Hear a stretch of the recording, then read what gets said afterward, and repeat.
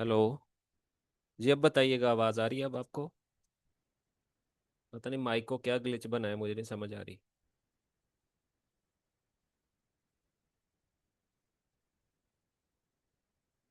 चलें ठीक है, थैंक गॉड आवाज़ आई आपको। अच्छा जी, जल्दी जल्दी से मैं आज का जो सबसे पहले स्क्रीन शेयर करता हूँ। और मैं स्क्रीन कौन सी शेयर करूँगा? स्क्रीन 2 शेयर करूँगा आपके साथ। और ये होगी शेयर। अच्छा जी, अब इसके बाद मैं आपके साथ एक प्रेजेंटेशन है, पहले वो थोड़ी सी आपके साथ डिस्कस करता हूँ। ये रहेगी प्रेजेंटेशन। और ये आपको याद होगा, हमने शिफ्ट ऑपरेशन और रोटेट ऑपरेशन यहाँ पे पढ़ रहे थे। उम्मीद है कि ये याद हो गया आपको कि हम ये बातें तज़करा सब कर रहे थे, हमें याद है। ठीक है बेटे।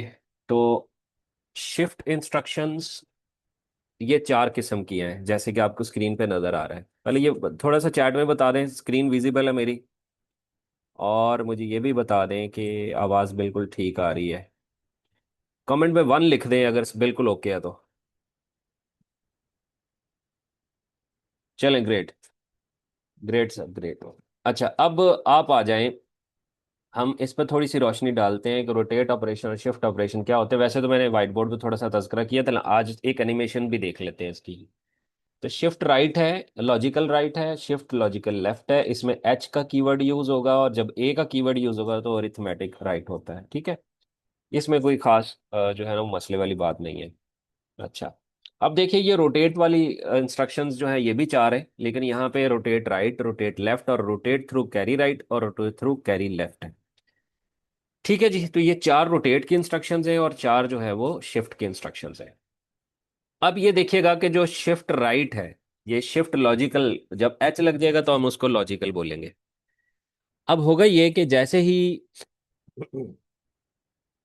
ही अब मैं ये बटन प्रेस करता हूं तो आप देखेंगे कि एक जीरो यहां से इंसर्ट हुई, और हर बिट जो है वो 1 1 स्टेप आगे फॉरवर्ड होती जाएगी, जैसे कि इस एनिमेशन में आपको नजर आ रहा है। ये देखिए, तो आपको सारी कहानी अब जेन में याद रखनी आसान हो जाएगी कि यहाँ पे हुआ क्या है। और ये देखिए, जीरो कैरी फ्लैग में चला गया, कैरी फ्लैग में जो पहले ऑलरेडी 1 था वो ड्रॉप हो गया। ठीक है। अच्छा, इसी तरह ये शिफ्ट लेफ्ट है। अब देखिए हम लेफ्ट साइड को करेंगे। देखिए, जीरो इधर से इंसर्ट हुआ, ये जीरो आगे मूव हुआ, ये 1 आगे मूव हुआ, इसी तरह फिर जीरो आगे मूव होगा, फिर 1 आगे मूव होगा। हाँ जी, हाँ जी, लेक्चर रिकॉर्डिंग हो रही है दानियल। और इसी तरह ये 1 आगे गए, फिर ये जीरो, और अगेन आगे। तो आप देखेंगे कि जो लास्ट पे हमारी बिट थी वो जाके फ्लैग के अंदर गिर जाती है। ठीक है। ठीक है, और आपने अब देखा कि नेक्स्ट नेक्स्ट आ जाते हैं SAL की तरफ। ये याद रख लें कि ये अरिथमेटिक लेफ्ट है। और इसमें क्या होता है कि हम जो लास्ट जो बिट है ना ये वाली, इसको प्रिजर्व रखते हैं। वो आप देखिएगा किस तरह होती है। ये एनिमेशन देखिए, आपको सारी कहानी समझ आ जाएगी मैं क्या बात कर रहा हूँ।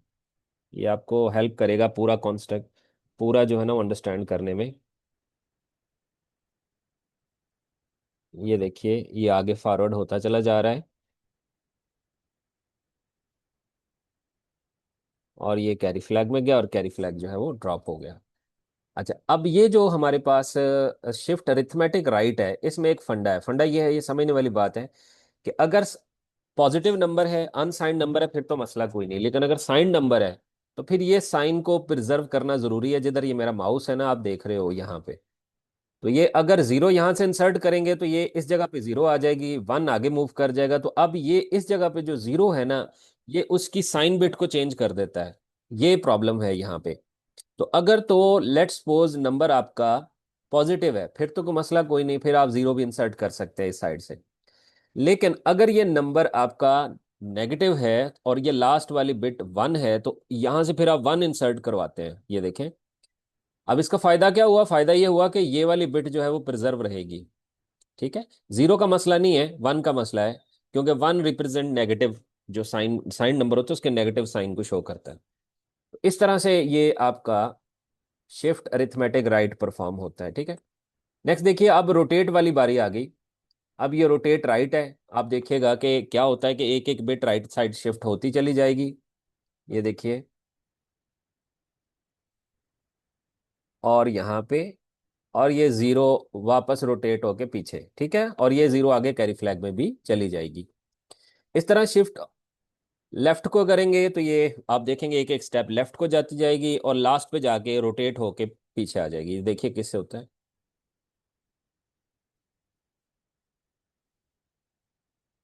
और ये वन कैरी फ्लैग में चला गया, ठीक है, और ये रोटेट होके वापस, ठीक है। अच्छा, इसी तरह कैरी राइट, ये किस तरह से होगा जरा देखिए। कैरी फ्लैग से जो भी कैरी फ्लैग में करंट बिट होगी वो आके पीछे से इंसर्ट होगी और इस तरह से ये एक एक स्टेप आगे मूव करता जाएगा। ये देखिए, और ये जीरो, ठीक है।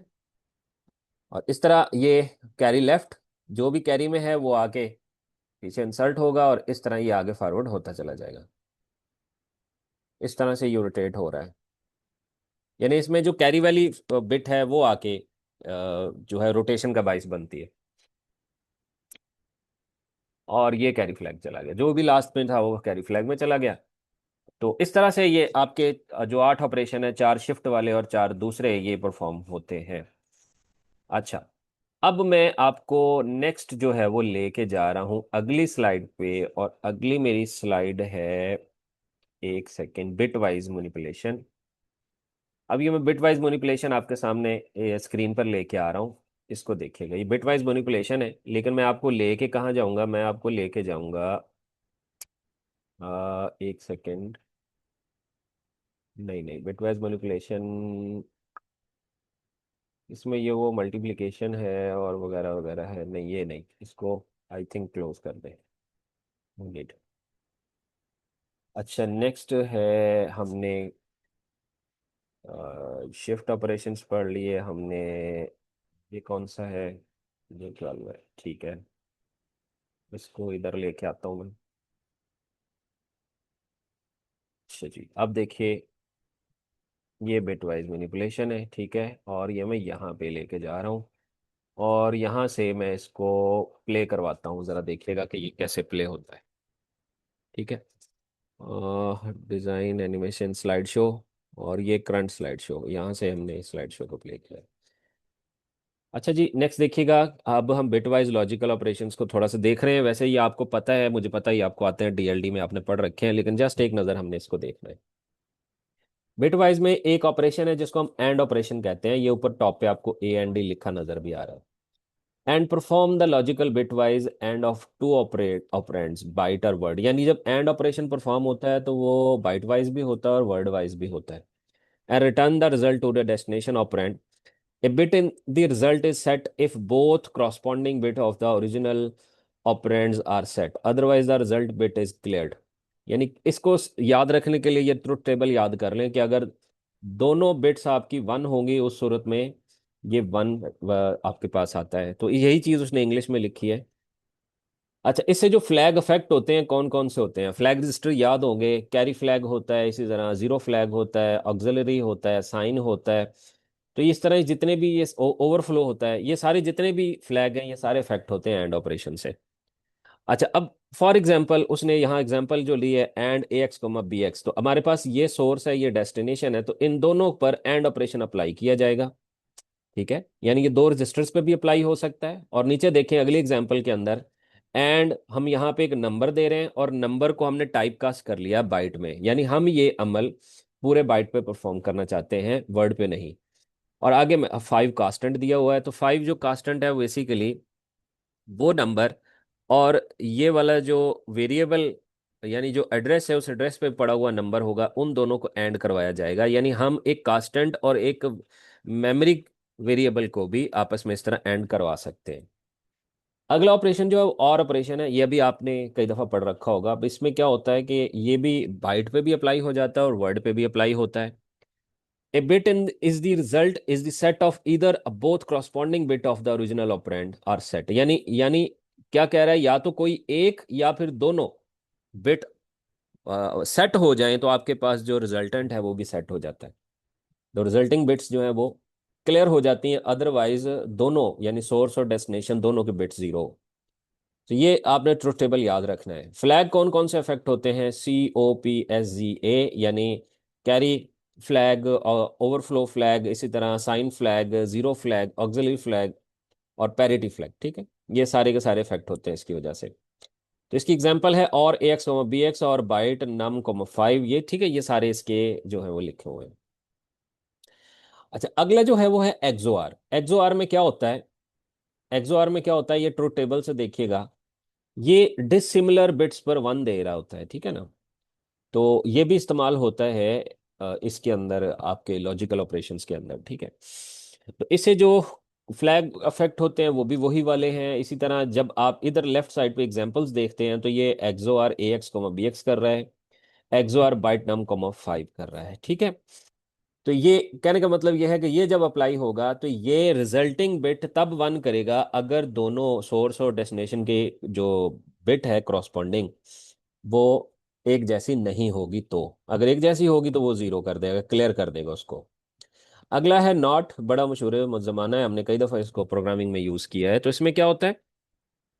Not inverts the bits from the first complement of the word और byte operand, flag affect none. इससे कोई भी फ्लैग जो है वो अफेक्ट नहीं होता, लेकिन ये होता है कि जीरो अगर होगा तो उसको क्लियर कर देगा, सॉरी जीरो होगा तो उसको वन कर देगा, ठीक है ना। यानी आप यहाँ पे देख भी सक रहे हो कि हम ये जीरो दे रहे हैं तो उसको वन कर रहा है, ठीक है। अच्छा, not invert the bits from form the ones complement, ठीक है। और फिर उसके बाद ये इसकी तीन एग्जांपल्स हैं, नॉट ऑपरेशन AX पे अप्लाई करो, नॉट ऑपरेशन CL पे अप्लाई करो, नॉट ऑपरेशन बाइट पर अप्लाई करो, ठीक है। अच्छा, यहाँ पर ट्रुथ टेबल के अंदर एक चीज आपको नजर आ रही होगी कि यहाँ पे जीरो है तो अगेन जीरो दिखा रहा है, ये मेरे ख्याल टाइपिंग मिस्टेक है इसके अंदर। आगे देखते हैं, अगला है मास्किंग बिट्स। ठीक है, मास्किंग बिट्स में क्या होता है, ये बड़ा आसान है। यानी आप बाजू का तो ऐसा होता है कि आपके पास ये ऑपरेशन है जैसे एंड AL, और फिर आगे लिखा हुआ है तो 0F। तो अगर आप इसको बिट्स की फॉर्म में लिखें तो AL के अंदर जो है मेरे पास वैल्यू क्या है, मेरे पास है लेट्स सपोज AA, तो ये उसकी वैल्यू आ गई। उसके बाद जो 0F है वो आपके पास ये आ गई, ठीक है ना। तो जब आप इसको मास्क करेंगे, मास्क करने से मुराद ये आप उसका एंड ऑपरेशन परफॉर्म करेंगे, ठीक है। मैं एंड ऑपरेशन, जब एंड ऑपरेशन परफॉर्म करेंगे तो आप देख सकते हैं जहां पर दोनों बिट सेम है वहां पे वन है, बाकी सारा जो है वो जीरो है, ठीक है। तो ये जो आप फाइनल आंसर आया है इसको हम कहते हैं मास्क करना। अच्छा, अगर और करेंगे तो और का भी वही तरीकाकार है, जैसे हम पीछे देख के आए हैं कि आप जब मास्क करते हैं तो बेसिकली आप यहाँ पे देख सकते हो कि यहाँ पे आपके पास जो फाइनल रिजल्ट है जो AL के अंदर आ रहा है वो कुछ इस तरह से आ रहा है कि जितनी भी क्लियर बिट्स हैं, ये देखें, ये क्लियर बिट्स हैं तो यहाँ भी क्लियर हुआ, ये क्लियर बिट्स हैं तो ये भी क्लियर हुआ, ये मतलब क्लियर का मतलब जीरो है। और इसी तरह जहाँ पे क्लियर बिट सेट्स हैं, देख लें यहाँ पे सेट है या कोई एक सेट है तो उस सूरत में हमारे पास बिट आंसर में सेट आ रही है। तो इस तरह से आप इसको खुद भी देखिएगा, मैं आप पे छोड़ रहा हूँ। इस तरह एक्सोआर जब करते हैं तो ये क्या करता है ये भी आपने देखना है, ठीक है ना। तो ये बिट वाइज ऑपरेशंस थे, और ये बिट वाइज ऑपरेशन चूंकि DLD में आपने पढ़ रखे होंगे तो ये कोई इतना कुछ ज्यादा मुश्किल वाली बात नहीं थी। अच्छा जी, अगली एक नेक्स्ट स्लाइड है उसमें चलते हैं। वो स्लाइड है जनाब आपकी ये वाली, मैं उसको स्क्रीन पर लेके आता हूँ। ये आ गया। अच्छा, अब इसके अंदर हमने यहाँ पे एक टॉपिक पढ़ना है, द टॉपिक इज सब रूटीन, ठीक है। ये सब रूटीन वाले टॉपिक जो है वो हम पढ़ेंगे। एक सेकंड आप जरा म्यूट करिएगा, मैं ना आपसे बात करता हूँ।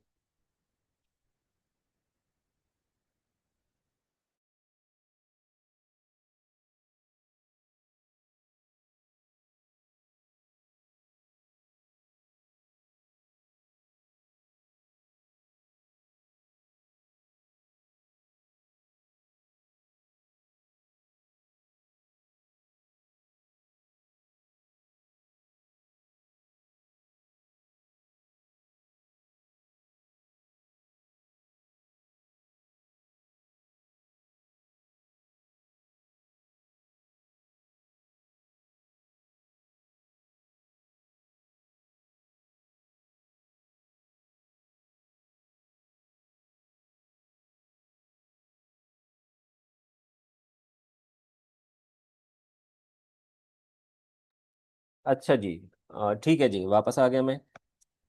अब जरा गौर से देखेंगे तो आपके पास ये जो सब रूटीन वाला टॉपिक है, इसको देखना है एक नज़र। मैं इसको भी जो है ना वो स्लाइड शो को प्ले कर लेता हूँ।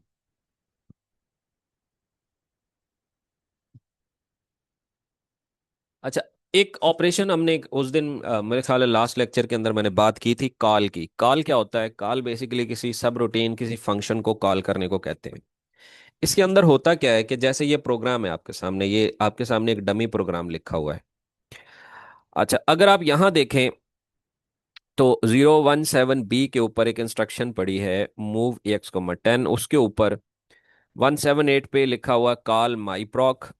और फिर इधर देखें ऊपर 014A, तो यहाँ पे माई प्रॉक लिखा हुआ है और आगे कोई इंस्ट्रक्शन है जैसे नॉट AX।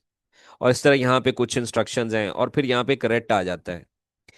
रेट इंस्ट्रक्शन आती है 0161 पे। ठीक है।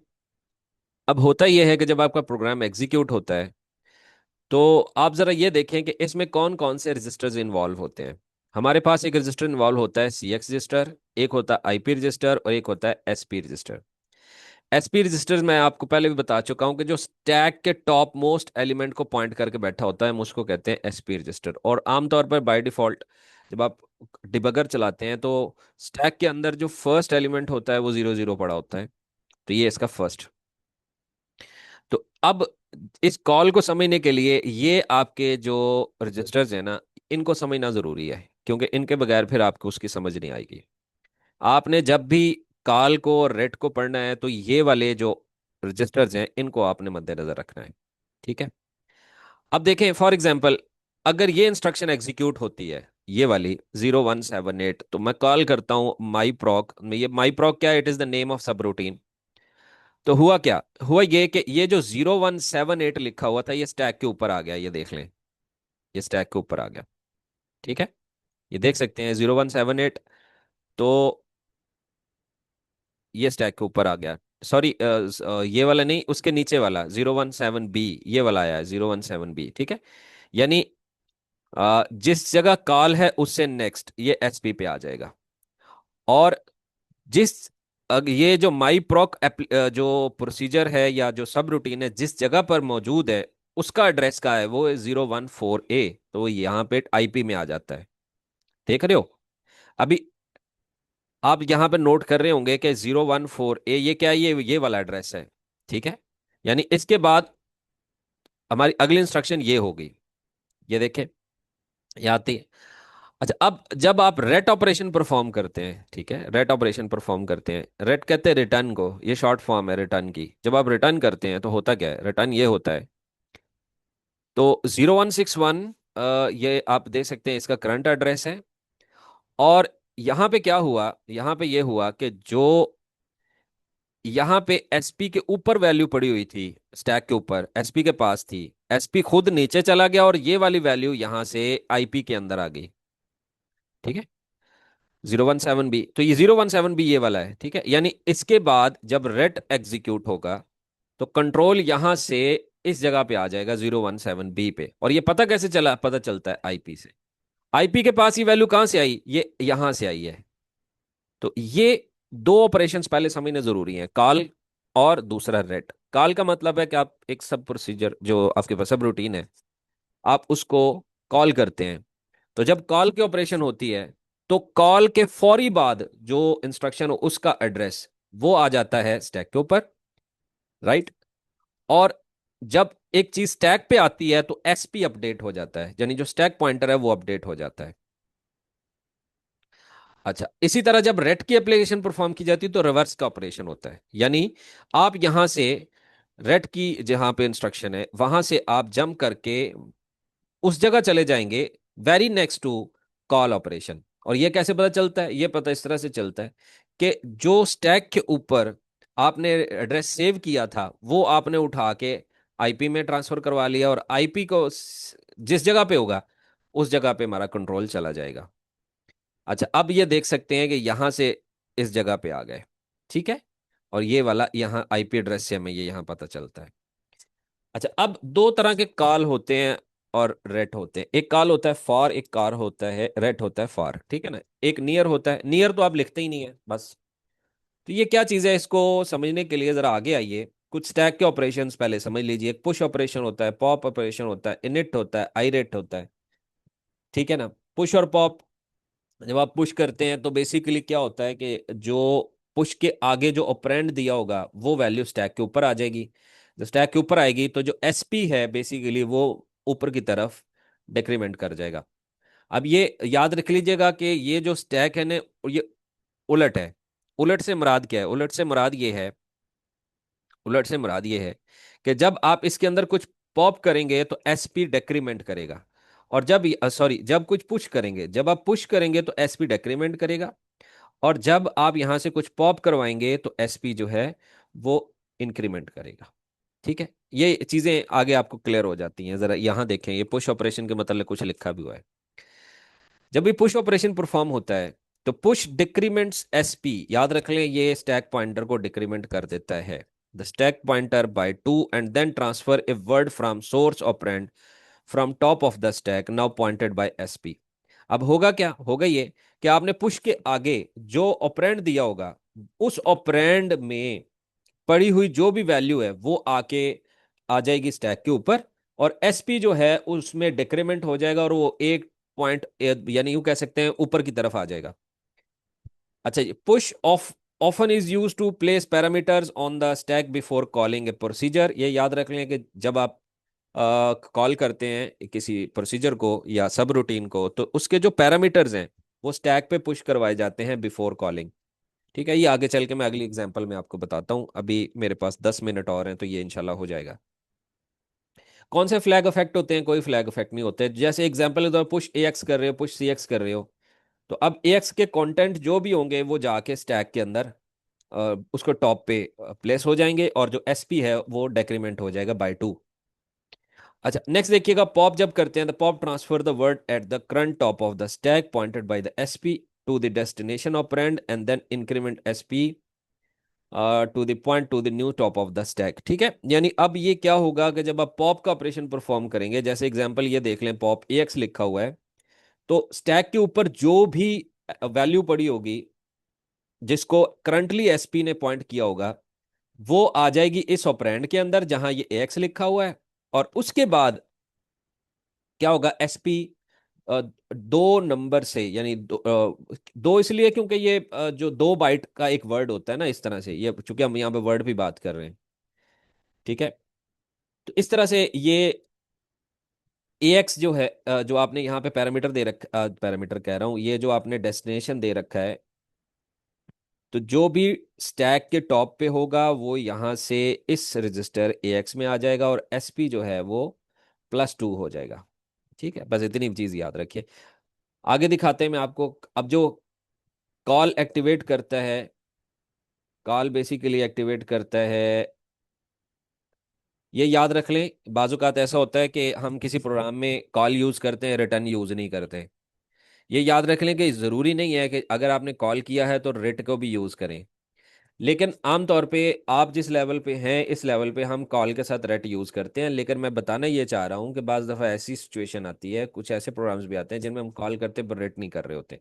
कॉल और रेट एक दूसरे पर जरूरी नहीं है, मतलब जरूरी नहीं है कि इकट्ठे आए लाजमी।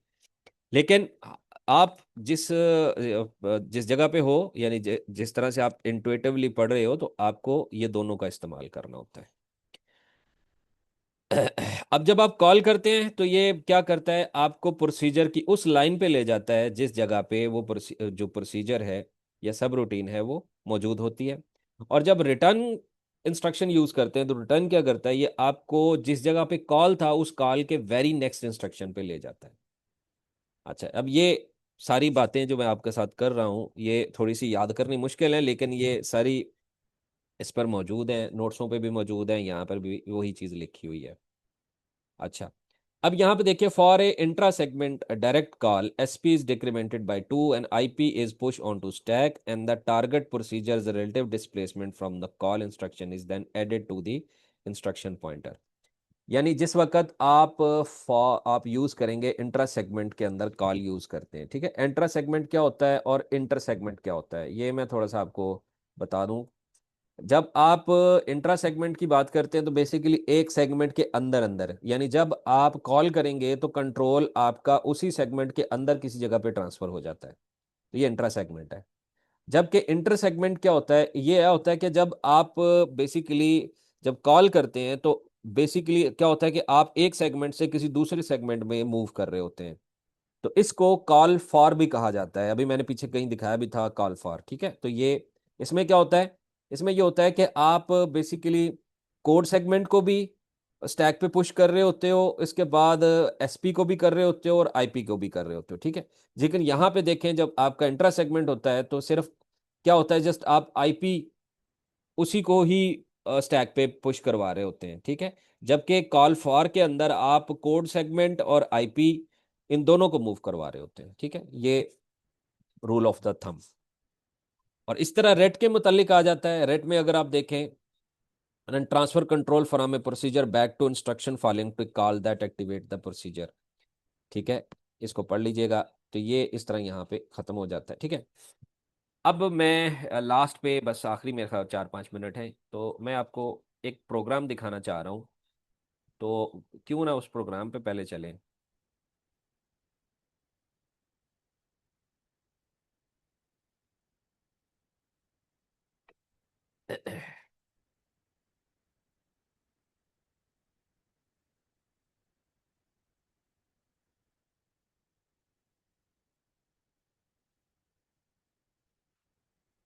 ये देखिए, यहाँ पे एक बबल सॉर्ट एल्गोरिदम है, लेकिन ये बबल सॉर्ट की एल्गोरिदम एज सब रूटीन के साथ है, ठीक है।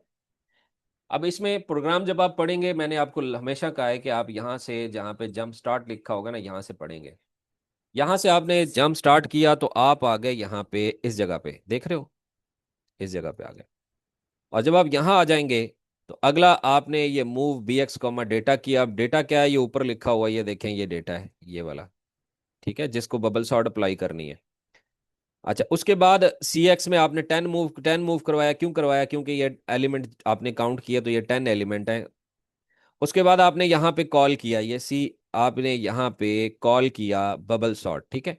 यहाँ पे आपने इसको कॉल किया। जब आपने इसको कॉल किया तो यहाँ से आप मूव करके यहाँ आ गए, ये देखें यहाँ पे, ठीक है। तो यहाँ पे आपने सी एक्स को डेक्रीमेंट किया और फिर एस एच एल किया सी एक्स कोमा 1। अब ये एस एच एल में पीछे पढ़ा चुका हूँ, शिफ्ट लेफ्ट है, याद होगा, शिफ्ट लॉजिकल लेफ्ट, यानी ये सी एक्स। और ये करेगा क्या, ये बेसिकली बाइट काउंट में कन्वर्ट करेगा। और उसके बाद फिर आगे मेन लूप एक एक लेबल और लगा दिया, और यहाँ से जो मेन लूप है, मैं इसको थोड़ा सा नीचे, एक स्टेप नीचे ले जाता हूँ ताकि सही पढ़ा जा सके। मेन लूप में आप देख सकते हैं हमने एस आई को यूज किया। एस आई क्या है? बेसिकली इंडेक्स रजिस्टर है, ठीक है। अब इस इंडेक्स रजिस्टर में मैं जीरो लेके जा रहा हूँ क्योंकि मैं शुरू में जो मेरा इंडेक्स है उसको जीरो कर रहा हूँ। फिर उसके बाद ये जो स्वैप है, ये वाला स्वैप है, यहाँ पे मैंने जीरो सेव करवा दिया, यानी मेमोरी के अंदर वहां पड़ा ऑलरेडी जीरो ही है, लेकिन मैं फिर भी उसके अंदर जीरो लेके जा रहा हूँ। उसके बाद नीचे आ जाएगा इनर लूप। इनर लूप में क्या करेंगे हम? ये करेंगे कि जनाब B X plus S I, ठीक है। उस अब ये देखें कि bx क्या है, बेस, SI क्या है, ऑफसेट, दोनों ऐड होंगे। और जो भी इफेक्टिव एड्रेस बनेगा उस एड्रेस पर पड़ी हुई वैल्यू तो वो AX में आ जाएगी। ये बेसिकली हम 60 को लेके आ रहे हैं AX के अंदर।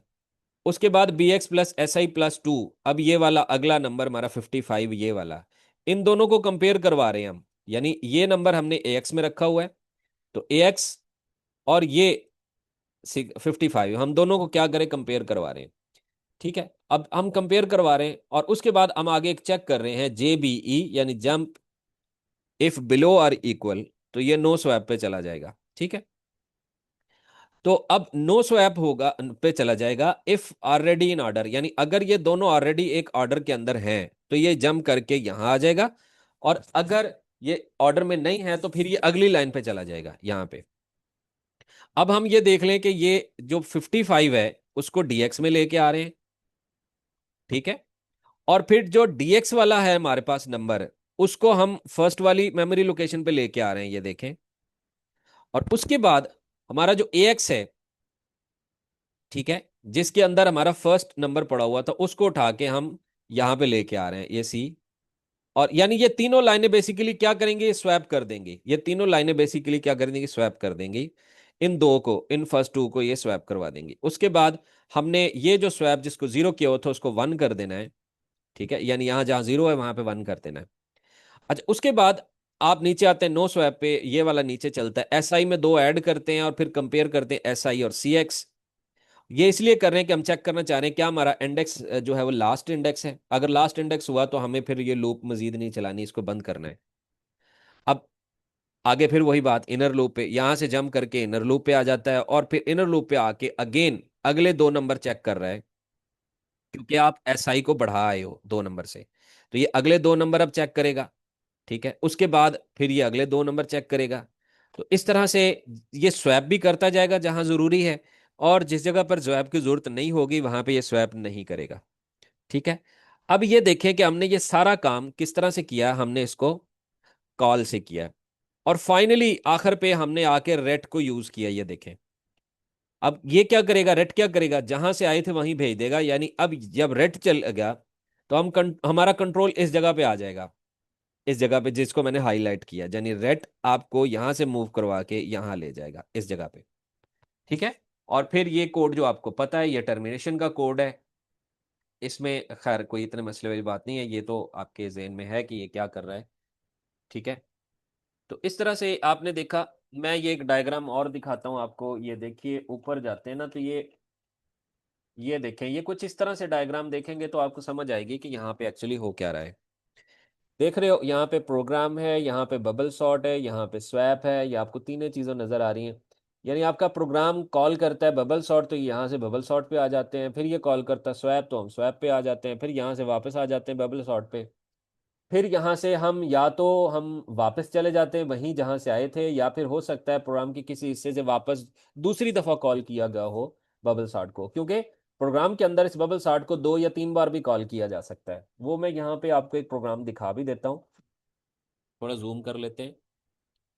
ये थोड़ा जूम हो गया, ठीक है। ये देखिए यहाँ पे अब मेरे पास डेटा और डेटा टू दो अरेज हैं। तो जो दो अरेज हैं, तो मैं यहाँ पे नीचे आई, तो मैं इसको दो दफा कॉल कर रहा हूँ। सी, यहाँ पे मैं बबल सॉर्ट को कॉल कर रहा हूँ एक बार, फिर मैं बबल सॉर्ट को फिर कॉल कर रहा हूँ दूसरी बार। यानी मैं यहाँ पे जब कॉल कर रहा हूँ तो मेरे नंबर 10 हैं, यहां जब कॉल कर रहा हूं तो मेरे नंबर 20 हैं, जिसको मैंने सी एक्स में रखा है। बाकी मेरा सारा का सारा कोड वही है जो मैंने आपको अभी दिखाया है। ये वही वाला कोड है। ठीक है, तो अब इसको लाजमी पढ़िएगा। ठीक है ना, अभी चूंकि वक्त कम है, फिलहाल इतना कर लें तो यहाँ तक काफ़ी है, अ, जितना मैंने पढ़ाया आपको। ठीक है, अब इससे आगे जो स्टैक और दूसरे पैरामीटर्स के कॉन्सेप्ट हैं, ये बड़े इंपॉर्टेंट थे। बहरहाल ये देखिएगा, एक छोटा सा मैं आपको जाते जाते ये एक स्नैपशॉट, ये कह लें कि दो लाइनों का कोड दिखाना, ये जिसको मैंने हाईलाइट किया, ये देखें, इसको ज़रा देखिएगा। यानी जब कॉल